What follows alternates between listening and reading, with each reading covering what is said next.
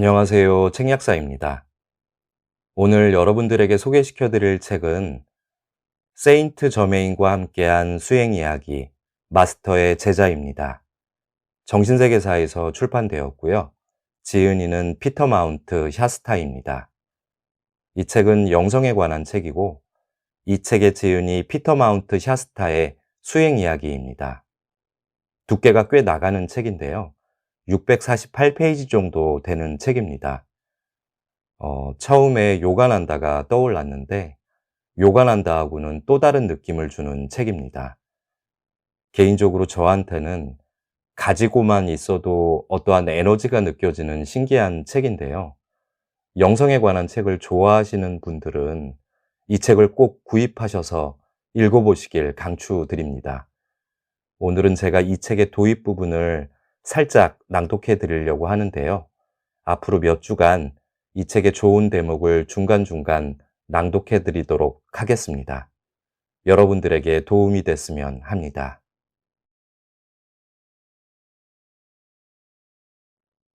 나는 길을 잃었다. 샌프란시스코 북쪽에 위치한 뮤어숲의 거대한 삼나무들 사이로 나 있는 등산로는 짙은 안개에 쌓여 있었고, 나는 보행로에서 멀리 벗어나 있었다. 어느 방향으로 가야 할지 알 수 없었다. 이 거대한 숲 안에서 방향을 찾기 위해서는 더 높은 곳으로 올라가야만 했다. 나는 내 생각들을 들을 수 있을 것만 같은 그 고대의 나무들과 소통하면서 도대체 내가 왜 지구에 살고 있는지 말해줄 수 있는 깨달은 영혼과의 만남을 간절히 간구하고 있었다. 나는 그런 일을 찾기 위해 인도로도 가봤었지만 결국 찾지 못했다. 어쩌면 만날 수도 있다. 하지만 그는 내게 아무런 이야기도 해주지 않았다.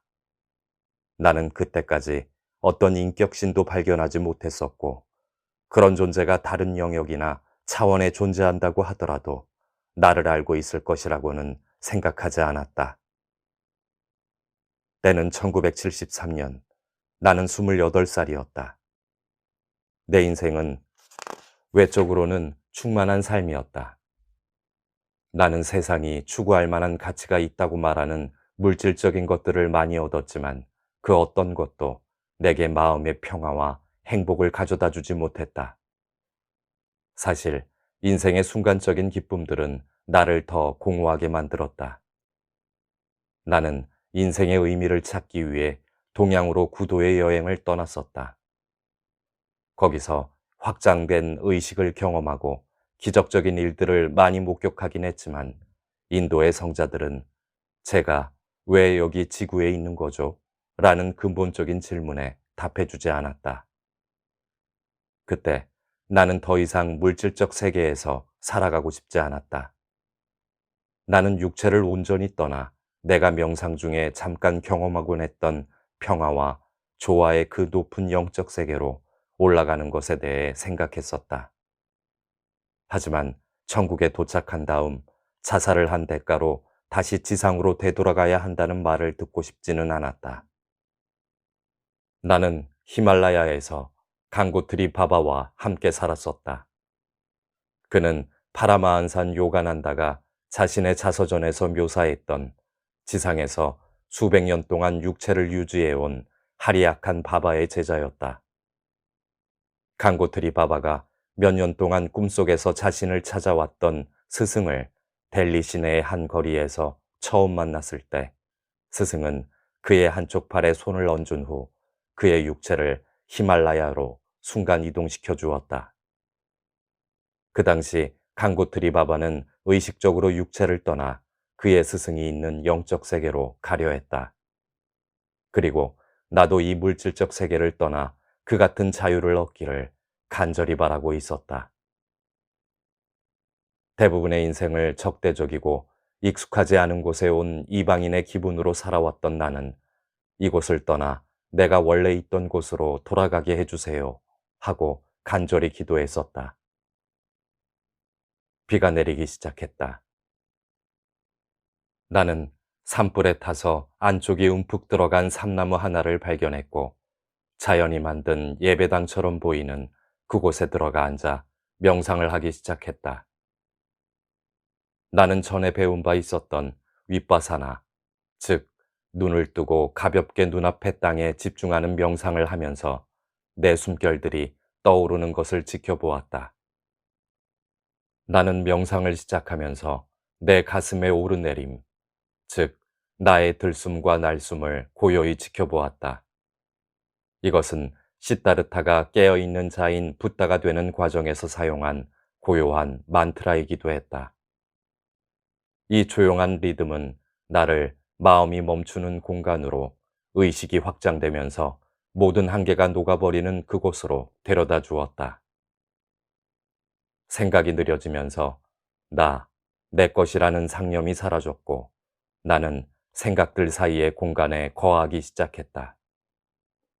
이 공간은 하나가 사라지고 다른 하나가 아직 시작되지 않은 원초적 자각의 무시간적 공간이었다.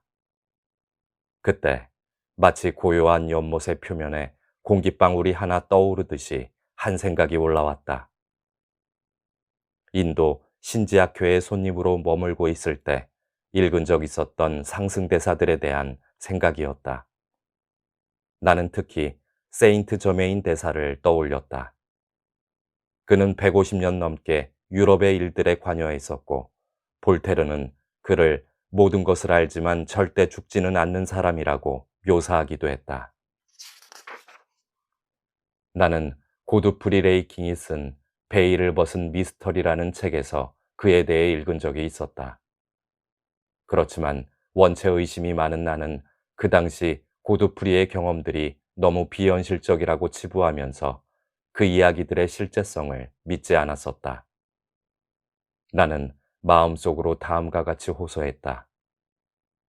세인트 저메인, 당신이 정말 실제하는 존재이며 내 기도를 듣고 있다면 제가 도대체 왜 지구에 존재하는 건지 말씀해 주세요. 그렇지 않으면 저는 제 몸을 떠날 방법을 찾아볼 겁니다. 나는 얼마간의 시간 동안 삼나무 안에 앉아 내 숨결을 주시하면서 빗방울이 전나무 잎사귀에 맺혀 떨어지는 것을 보았다. 그러던 어느 순간 내 몸에 강력한 전류가 흐르는 것이 느껴졌다. 이 에너지가 더 강렬해지자 몸이 녹아내리는 느낌이 들면서 내 주위의 모든 것이 빛을 발하는 것처럼 보였다.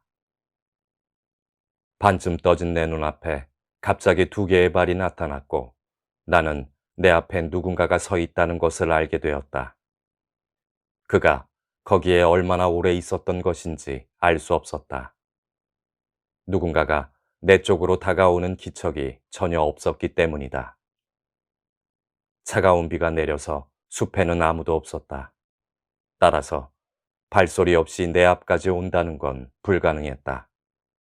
그렇지만 여기 바로 내 앞에는 청바지와 스웨이드 재킷, 그리고 테니스 운동화를 신은 한 남자가 서 있었다. 피터, 두려워할 필요 없단다. 그 낯선 사람의 침착한 말투는 내게 편안한 느낌을 주었다. 네 기도는 응답을 받았어.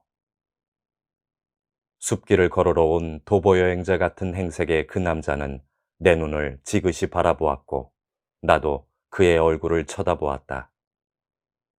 그의 머리와 스웨이드 재킷은 비가 오고 있었는데도 전혀 젖지 않은 상태였다. 나는 이 기이한 현상에 대해 말하려 했지만 그가 다시 말하기 시작했다. 나는 너의 청혼에 응답하기 위해 온 신성의식의 일부란다. 청하고 원하면 답이 나타나는 것이 법칙임을 알렴. 모든 진실한 기도는 들리는 법이지. 너는 너무나도 정직하게 또 오랫동안 기도해 왔기에 이러한 응답이 더 이상 지체될 수 없었단다. 네 질문에 대한 답은 예스야. 원한다면 지구를 떠나도 좋아. 너는 충분한 정도로 카르마를 정화했고 다시는 돌아올 필요가 없을 정도로 영적 진화를 이뤘단다. 그러니 만약 네가 원한다면 나는 너에게 영원한 해방을 줄 수도 있어. 선택은 네 몫이야. 하지만 그 답을 듣기 전에 먼저 너에게 보여주고 싶은 것이 있단다.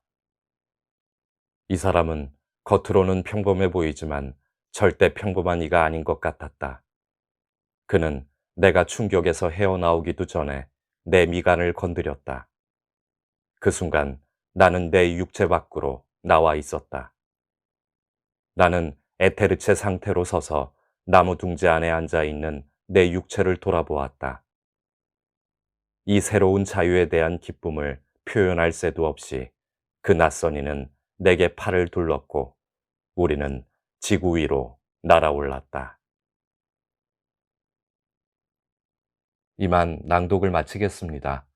다음 시간에도 마스터의 제자를 소개해 드리도록 하겠습니다. 들어주셔서 감사합니다.